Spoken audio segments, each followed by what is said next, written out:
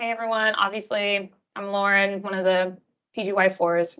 I'm doing my grand rounds on climate change and kind of expectations for future infectious disease landscape and kind of what it means. So going over just objectives briefly. Of course, we'll go into introduction and then I'll kind of try to break topics down by either vector-borne, zoonotic, water-borne, or kind of other, which will include fungal and NTM disease.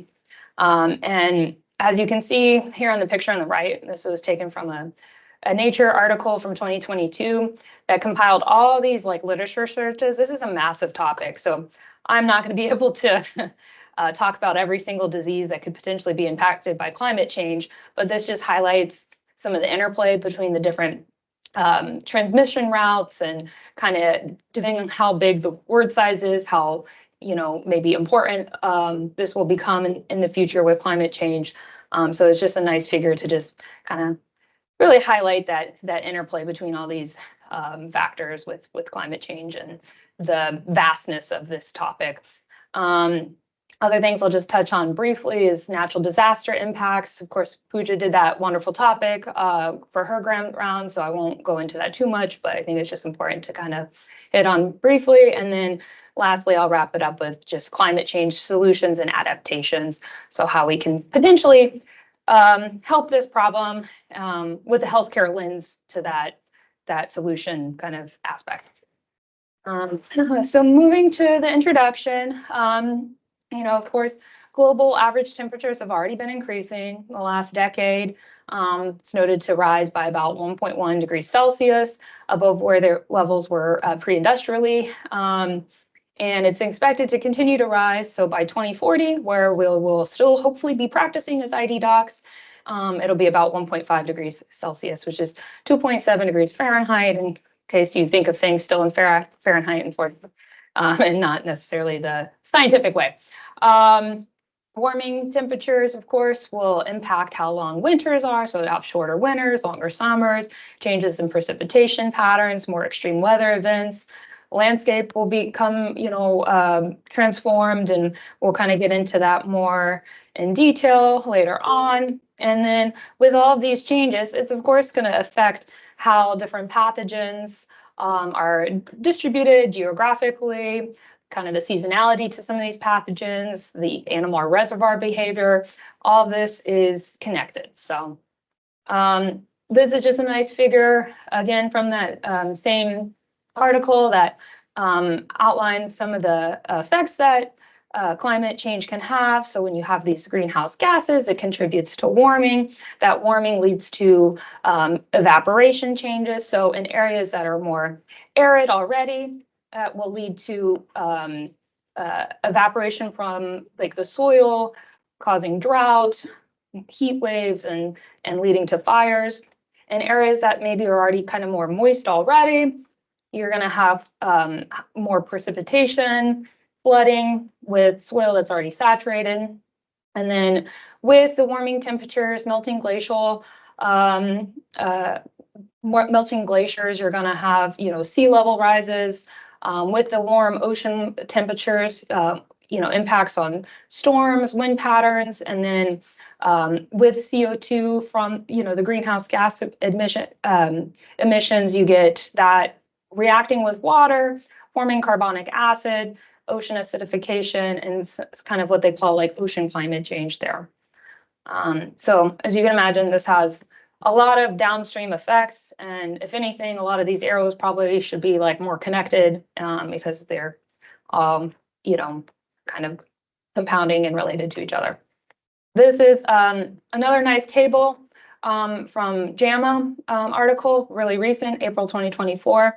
It's a pretty short article if you ever want to reference it, but it just kind of highlights some big kind of overview topics of what to think about and kind of how I thought of tackling this massive topic. So again, vector-borne, zoonotic, fungal diseases, water-borne, and kind of how some of the climate change factors impact infectious diseases. But this is kind of what the topic's about, so we'll go over this, but this is just a nice table to reference in the future. In order to make this talk a little more interactive too, I threw in some kind of board style questions on some of the pathogens we're going to talk about.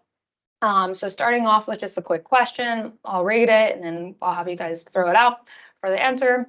So we've got a 19-year-old man. He's got a 4-day history of sore throat, fever, headache, myalgias. He returned from a week-long trip to the Caribbean, probably somewhere where that window is, 6 days earlier. He was normally well and does not take any medications. You can see on physical exam, his vitals, his temp is 38 Celsius, blood pressure is fine, heart rate's a little elevated. His pharynx is injected, but no exudate. He's got a maculopapular rash on his chest, back, and extremities, sparing the palms and soles. You look at his labs, he's a little leukopenic, thrombocytopenic, his bili's okay. His ALT and his AST are elevated though, so we got to think, what is the most likely diagnosis for this gentleman? Is it dengue, chikungunya, leptospirosis, malaria, yellow fever? Caribbean. And you're in the Caribbean. No, where? Oh, where in the Caribbean? It doesn't specify. This is from one of the like George Washington board review articles. So you're not, and it doesn't talk about, did he go, I don't know, spelunking or, waterfall hopping. I don't know. It doesn't specify. No conjunctivitis. No conjunctivitis. And I did not create this question. I found it. So any guesses as to what it might most likely be? Dengue? Okay. Any other thoughts?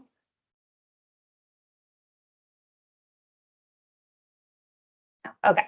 You're correct. Yeah, dengue. So when you think of dengue, think febrile illness, think the Aedes mosquitoes, think tropical regions, thrombocytopenia, leukopenia, and people can get pretty sick and get into like a shock-like picture with it. This is going to be a little bit different than chikungunya. The classic buzz terms are going to be kind of more the arthralgias, the joint pains, with that, it tends to be more milder, although some of the effects can persist. It's also spread by the Aedes mosquitoes, so you still want to think tropical region. Yellow fever, the kind of classic board thing that they'll talk about is like the Fauché sign, I think I'm pronouncing it okay, where you get that pulse fever dissociation, so that relative bradycardia. That's more South America distribution, sub-Sahara, and it's the Aedes and Haemococcus mosquitoes. But you'll typically, when the board questions yellow fever, you're going to see jaundice, elevated bilirubin with that. Malaria, it's not the Aedes mosquitoes, it's the Anopheles. You think more thrombocytopenia, jaundice, probably overall less prevalent in the Caribbean, but still could happen depending on where you're traveling. So getting into that, that's predicting that we're talking about vector-borne diseases. So that includes mosquito, tick, other vectors like louse, fleas, etc.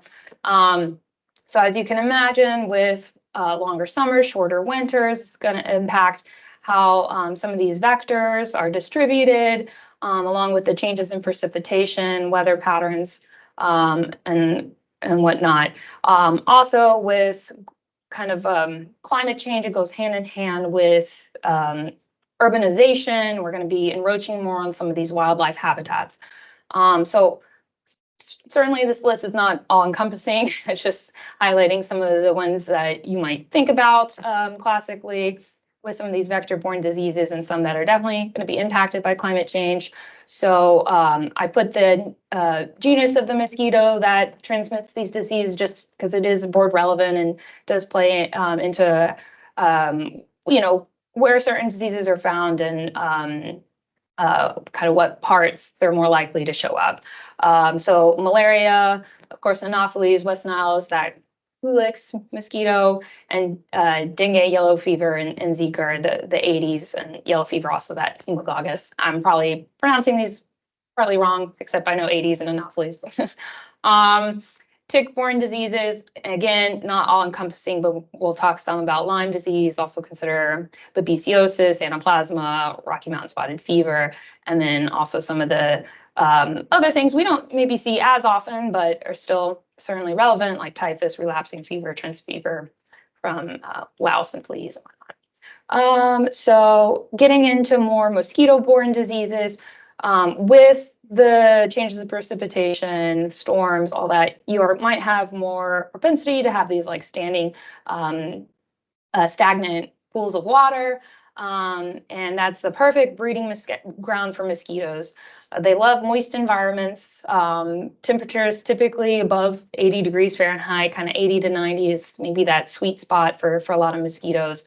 But also just when you're thinking of the different mosquitoes, Aedes mosquitoes is actually more of like the urban mosquito. So it's going to be kind of maybe more relevant in areas of like urbanization where, you go to big cities, you can still get malaria, or not malaria, but some of these like dengue, Zika, whereas there's malaria, not that you can't get it there, but it's going to be typically more remote areas, as I guess what I'm trying to say, because it's not as well adapted to some of the urban environments. With the Aedes mosquito, we talked about some of the diseases it spreads, and some things to note for Florida, the locally acquired cases of dengue, which we'll touch on. And then with the Anopheles, like I mentioned, maybe not as well adapted to urban environments, but would project that with climate change, you may find the geographic distribution changing and maybe found in higher altitude regions where it may not have previously been located. So just important to know. And we'll talk more about the climate change, storm, disaster impact, but with mosquito-borne diseases especially, if you have flooding leading to damage in infrastructure, it has been linked to outbreaks in malaria. So like the cyclone in Mozambique in 2019, they found that there was maybe like 3 times higher incidence of getting malaria infection if you were living in like a damaged home. Because as you can imagine, like the picture below, once some of that dust settles and you've got those standing pools of water, like mosquitoes are gonna love that. And then same kind of thing with the flooding in Pakistan in 2022, it found there was rises of malaria cases after that. This is just a nice picture from another like Nature article talking about kind of global changes and impacts on infectious disease. So you can see there, one side of the figure, we've got the urbanization leading to more like interaction between humans and wildlife. You've got air pollution with increase in disease susceptibility, more outbreak settings when people are clustered in urban environments for like, say, respiratory illnesses.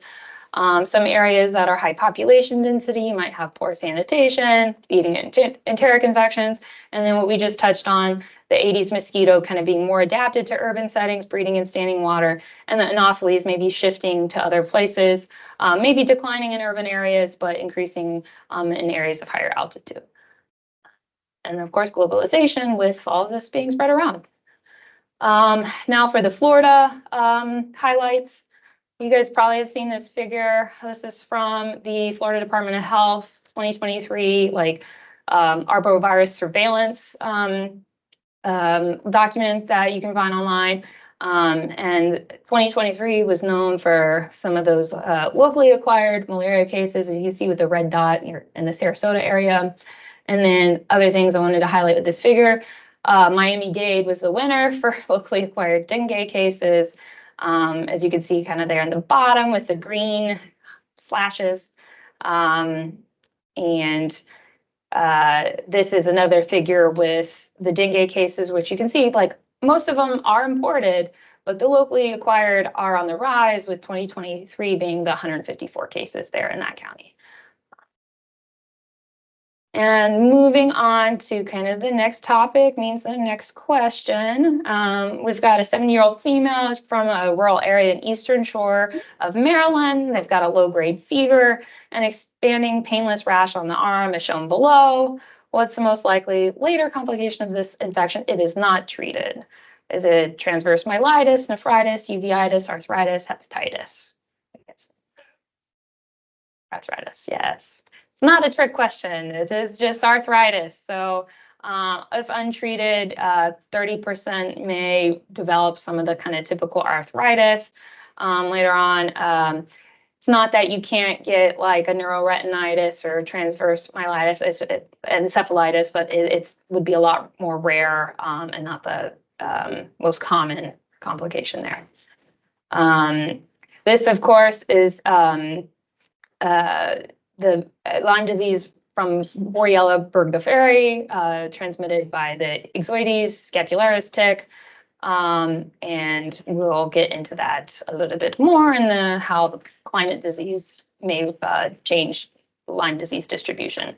Next kind of question, we've got still on this topic. So we've got a 19-year-old male from northern Minnesota, comes in from his local ER for 2 days of headache, generalized seizure. He's a landscaper just before starting college a few days ago in September. His health is excellent, but he does vape and use marijuana. He's got a fever of 38.1 degrees Celsius, slightly groggy, no neurodeficits or meningitis, no rash. They do CT head without contrast. This is normal. You can tell his protein on his CSF is a little elevated. Glucose is okay.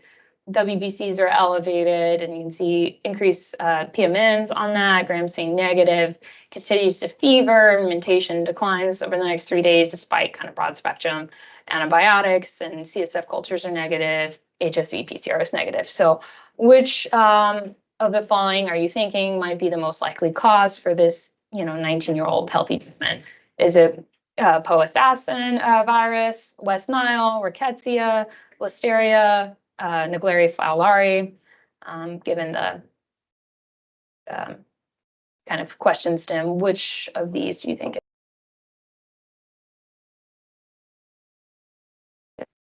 Yeah, so it's Powassan. So a little bit unclear on kind of the implications for this in climate change, because this is something that still being studied. But the Powassan virus, also called the deer tick virus, is transmitted by the same tick, Ixodes scapularis, but tends to be in the areas of like Minnesota, Wisconsin, and New York, although they have noted like some cases are increasing. And so, time. But the kind of thing to note with this virus is that it can be transmitted just even with a very, very brief tick contact. So it's not like Lyme disease where it needs to stay on for a long time. It can be like a very short contact, and you can get this very serious presentation with that. All right, so tick-borne diseases. I thought this was funny, TikTok, but maybe it's just cheesy. It was from Johns Hopkins site. Ticks, they like humid environments and for their life cycle, and what we call like host questing, which is where they'll stand up on like plant material, put the little front legs out so they more easily attach to the host as they pass by. So they need that humidity for those host questing and the life cycle to develop. So if you could imagine, if you have warmer temperatures, milder winters, the tick life cycle is going to be extended, and the seasonality of when you see some of those classic tick-borne illnesses is going to change.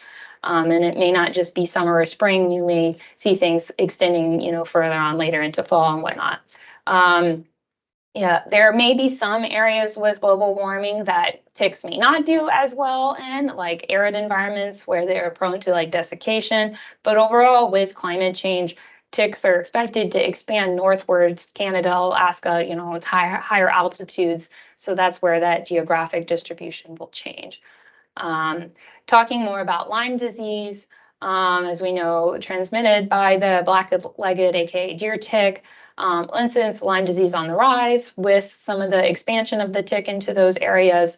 I was thinking when I was doing this presentation, I'm like, Florida has these same ticks that transmit Lyme. Why don't we really see it all that often in Florida? I know it's not necessarily on the topic of climate change, but a little bit related. And I ended up like learning myself that part of it is because the reservoir for Borrelia is different than what it is up north. So up north, you've got more of like the white-footed mouse that's like a perfect reservoir for Borrelia. It loves it. So when this tick picks up its blood meal, it's going to be more likely to pass that on to you, or whatever. Versus here in the southeast, we've got these lizards that the ticks like, but the lizards are not good reservoirs for Borrelia. So you can get either like this dilution effect because it's got more host diversity, or they also have this concept, which is not mutually exclusive, of buffering, where it's going to like kind of die out. Like it's not going to be able to like be picked up from the lizard that's a poor reservoir for Borrelia. It doesn't like to survive in its blood, essentially. So then kind of moving on, zoonotic diseases. A little bit of overlap with vector-borne diseases, because as we know, some zoonotic diseases may have like a vector third-party player. Others, non-vector direct transmission from the, various vertebrate host. So we're going to see more zoonotic diseases with habitat loss, maybe related to climate change, their food supply, their geographic range of some of these animals are going to be shifting. And so there will be kind of implications with that. Some just things to touch on that are relevant to climate change and weather patterns are like the hantavirus pulmonary syndrome transmitted by rodents. So classically think with the board question like the US Four Corners, which is Utah, New Mexico, Arizona, Colorado, that it was preceded by increased rainfall before then with the El Nino weather pattern that probably led to increased rodent food supply and this burst of rodent population and therefore the disease outbreaks. And they've actually seen similar patterns in like Paraguay and Panama with this increased rainfall, increased rodent food supply, and then kind of an outbreak of that virus. So it is all related. And then Ebola, as we know, is linked to fruit bats, and there's been thoughts that maybe some outbreaks with that have been linked to like extreme precipitation patterns, and then Ebola outbreaks, which similar principle behind that. So moving on before the next topic, another question. We've got a patient with HIV, CD4 count is only 17, failing multiple ART regimens. They've got profuse watery diarrhea for 8 weeks, 20-pound weight loss, no fever. You get this modified acid-fast stain, and they just tell you that it's 4 to 6 microns in diameter. I had a board question like this on the IT, so what do we think that this is? Is it Cyclospora, Isospora, Microsporidium, Blastocystis hominis, or Cryptosporidium? Yeah, so you got the size to go off of.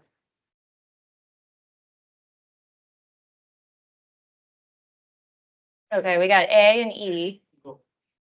E, okay. A stain is. That's Modified acid fast. that. Yes. All right, so it's E, Cryptosporidium. Okay, so that's the right size range. I know it's just a rote memorization thing, but I thought like, okay, how can I remember this? And it still kind of makes sense with the names. So Microsporidia, obviously the smallest micro, it makes sense. The next crypto, I think cryptic, like it's hidden, so it's going to be the next smallest. And then Cyclospora, Isospora, I think Isospora, I comes later in the alphabet than C, so later equals larger. I don't know if it'll help you remember, but that's how I think about the distribution of the sizes. And so if it helps you to kind of remember that. And then Blastocystis and hominis and Entamoeba dispar probably really aren't as implicated in as like a human pathogen, and they're also not modified acid fast positive. So Who recalls disease? yeah. So next up, we've got, of course, water-borne diseases. If we're talking about Cryptosporidium. With increasing water temperatures, you're going to get like overgrowth of bacteria, Vibrio, even E. coli in the waters. You've got changes in precipitation pattern, more storms leading to more flooding. So Vibrio is a big one that you can find tons of articles on, and outbreaks after disasters. You've got Vibrio cholerae that's been linked to changes in weather patterns like El Nino, and then of course Vibrio vulnificus and parahemolyticus, which you can see in Florida, with distribution of that being more northward as the waters warm. Cryptosporidium contamination with heavy rainfall of like water treatment plants, and of course leptospirosis. So we get overcrowded in urban environments where we're close to like rodents and rainwater, flooding, and all of that. It's just a perfect mixture for some of these waterborne diseases to brew up. And there's a nice figure of some of the other stuff that can flare up with post-flooding outbreaks. This is another figure that I think Arun had referenced in his talk, so I won't go over it too much, but it's from a New England Journal article recently that really kind of highlights some of the interplay between climate change and waterborne diseases with use of fossil fuels, deforestation, agriculture, and kind of runoff from that, land use and whatnot, and the diseases it contributes to. Other things I wanted to mention, you may not classically think about like waterborne diseases, like, you typically think like Vibrio and, like the Cryptosporidium and whatnot, but also relevant to Florida is, stuff related to some of these algae blooms. So red tide alone can exacerbate like asthma, COPD, and then you get increase of like different types of plankton, including some of these infamous dinoflagellates like Gambri discus toxicus that causes the Chiguatera poisoning. So that picture there is of a barracuda. This is from the Florida Department of Health, just trying to raise awareness that you can't tell just by looking at the meat or how it smells, and it's not killed off, like it's a toxin. So freezing it, cooking it, it's not going to like affect it. And this is something that, these predatory fish like the barracuda, snappers, grouper are going to be more likely to have because of the bioaccumulation effect as it moves up the food chain and gets more and more concentrated. Other things to think about is that Crinia brevis, which is pretty serious with the brevetoxins that you can find in different mollusks that causes like the neurotoxic shellfish poisoning. And these are things that you can see in Florida coast. So, and on the boards, yeah.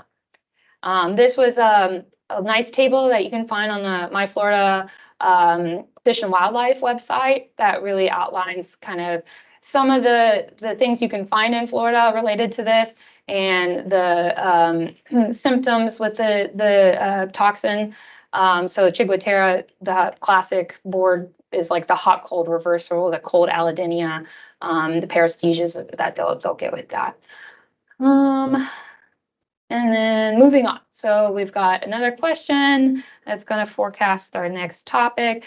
We've got a 7-year-old female from that's in the ICU with fever, hemodynamic instability. She recently was repatriated to a rehab hospital in the US from India, where she'd been hospitalized there for 3 months for stroke. She's got a PICC line, a G-tube, a Foley. She's empirically started on meropenem and fluconazole, and they took blood cultures from her PICC and peripherally that are positive for this Candida hemoloni. After 72 hours, the susceptibility is as follows. So you can see it's flucon, amphotericin resistant, but mica susceptible.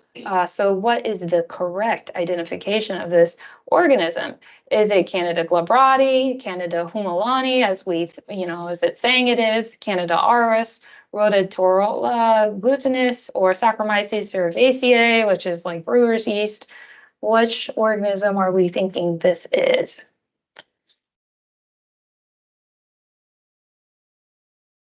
I hear some whisperings, auris. Any other thoughts?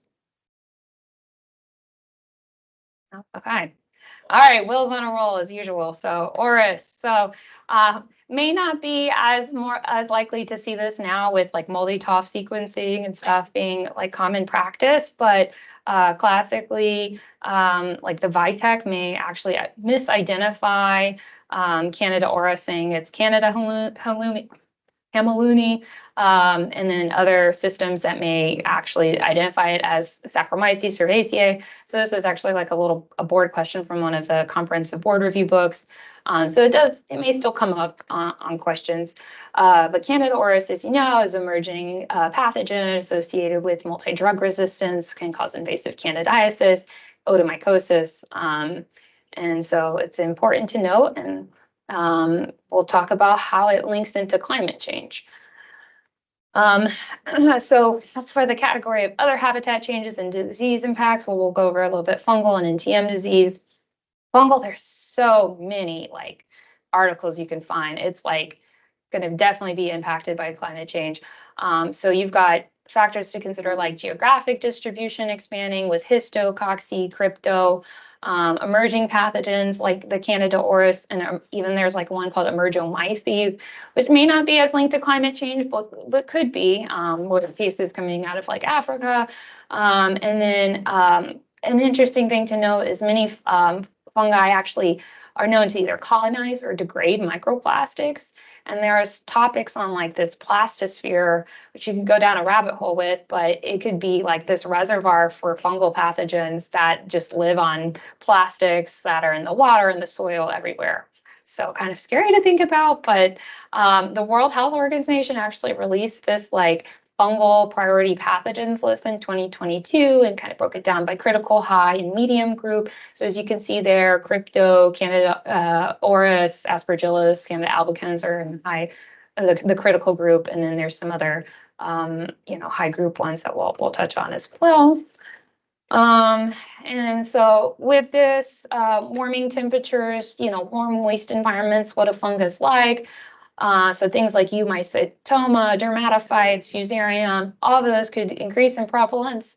And then other considerations that you might not think about right off the bat, but it could be important, are allergic diseases with increase in fungal spores in the environment, improper crop storage leading to mycotoxin production, crop susceptibility to different fungal diseases like fusarium wilt. So all of these will interplay with human health and climate change.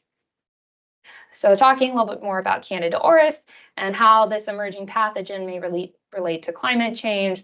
This is first described in 2009. It was like a case in Japan, but probably has been around for longer, just misidentified as that board question pointed out. There's various kind of hypotheses of how this ended up emerging because it pretty rapidly and kind of in different geographic spots became a kind of a sudden thing.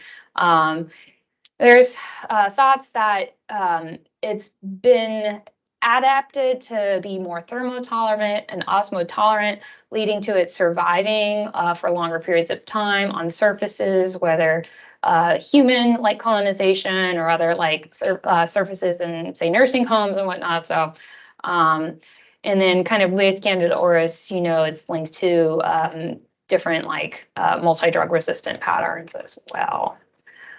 Talking about Cryptococcus, that's definitely interesting in how this can be kind of the perfect pathogen to adapt to climate change. Neoformans, as we know, is pretty widely distributed, whereas Gaddii, classically, think more tropic, subtropic regions. But we know there's been the outbreak in Vancouver, more temperate climates back in 1999. So it is expanding its range.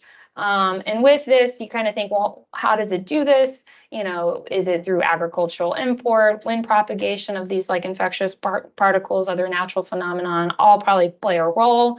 And how is it so well adapted? This was impact of climate change and fungal diseases. It's like an ebook you can find through USF Health. It not only goes over Cryptococcus, but so many other fungal diseases and has a lot of cool figures like this, talking about kind of how the capsule helps it, to survive longer in arid climates. It allows it to be buoyant, meaning it can be, floating along in the water supply. It has this melanin production that makes it more adaptive to UV radiation and binding to heavy metals. So it's posed to deal with this climate change better than we probably are. Just kind of things to note with that. Other stuff that we should be aware of is that some of these classically endemic mycoses are becoming not so endemic. This figure on the right is for histoplasmosis distribution. So the dark purple areas are the hyperendemic regions that we classically think of, the board question, that's Ohio River Valley. It's way more than that, is I guess what I'm trying to say. So as you can see, it extends down to Florida, up north in Canada, it's in South America, Africa, different histoplasma species that are important, and the geographic distribution is expected to expand with climate change. Same sort of thing with cocci as well, where it's projected to expand into Canada, all throughout Mexico, other parts of Central and South America, and not just in the Southwest U.S. as we classically think about. That would most series based on climate change at the WHO. I think it's stay. I mean, especially there's some of the most populous areas of North and South America. We already know that. Why wouldn't they make it a priority when those areas are getting drier? Mm-hmm. Fungus lives in arid climate. Yep, definitely. Cocci is spread with that dispersal with the arthroconidia, with drought, the particles are going to go way further than they, typically would. So. All right, and then just briefly to touch on, not to leave out NTM, so we get too much into it, but if you can imagine where do they like to grow? Tropical, warm, moist soil, and so we're going to have, increasing prevalence of this as we already see in Florida with the interactions of, our human host with, the environment and the implications it has with NTM disease. And then just to briefly touch on natural disaster impacts before we kind of wrap up. As I mentioned, I'm not going to go into too much detail because we had our wonderful grand rounds by Pooja, but increased natural disasters are expected to occur with climate change. And this can lead to damaged infrastructure, which may lead to disruption of sewage, limited access of clean water, various disaster-related injuries like wound contamination, going through like floodwaters or injuries from, fallen houses and what have you, near drowning incidents, which the board classically loves to talk about scedosporium with, population displacement, crowding at shelters. You've got changes in how pathogens are distributed in aerosols with wind and soil disruption from, hurricanes, landslides, you name it. And then, as we mentioned earlier, the standing water after floods, breeding ground for mosquitoes, mold. Figure there on the right is a picture of actually some partially treated sewage water mixed with rainwater leaking into the Tampa Bay area after a storm in 2016. So this is not just like, resource limited, countries. This is happening here that we can see some of the impacts and floor demand there on the bottom. And this is a nice picture of kind of some of the natural disaster impacts that we can expect from a Lancet Micro review article. But a lot of this we already touched on, but just sometimes the figures make it nice to put it all together. And then to not end on a somber note, to maybe end on a positive note of how we as healthcare workers can maybe find solutions and adapt to climate change. Just made this figure to kind of, highlight some of the areas we can get involved in. So like legislation, even if it's just on a local level, kind of helping to impact policies that will trickle down to us. And understand the link between climate change and how it will disproportionately impact those in resource-limited settings with poor infrastructure. So how it is linked with social inequities and maybe to kind of make that known with some of the policies and how we distribute resources like after natural disasters and what have you. So. Other things we can advocate for: a greener healthcare system. Are there ways that hospitals can reduce waste and make some of the products we use more eco-friendly, biodegradable? Can hospitals maybe try to utilize more renewable energy resources, be the kind of leading front runners on that? Also, when we talk with our patients, can we know that a healthy environment means healthy patients. So can there be lifestyle changes with diet and exercise that will help them, in green spaces for better air quality that will be positive for our patients as well? Is there research we can get involved in to find, creative solutions to combat or adapt to climate change? And then can we be these like sentinels, being kind of the people who are going to raise the alarm with like epidemiologic surveillance and putting effort into predicting some of these changing patterns more quickly and being antimicrobial stewards? It all will interplay together. So these are just some of the ways that we can try to positively contribute to mitigating climate change. And just touching briefly on some things that we see in the hospitals every day, like is the isolation gowns, like how useful really are they? And with the COVID pandemic, like it contributed to like a lot of plastic waste from all the PPE we used. And even still with some of the MRSA contact precautions, is it actually really needed? Does it actually help with infection prevention? Maybe not. There's not really controlled studies demonstrating that. So, maybe kind of limiting it if there's like a problem with like more MRSA prevalence in a, hospital or certain, area in the hospital, then maybe you could implement the gowns, but to have it like across the board for all like MRSA patients here in the US, this is not something you necessarily see in other countries. And I don't know that they spread in hospitals. So just things to consider. So that's the end. Any questions?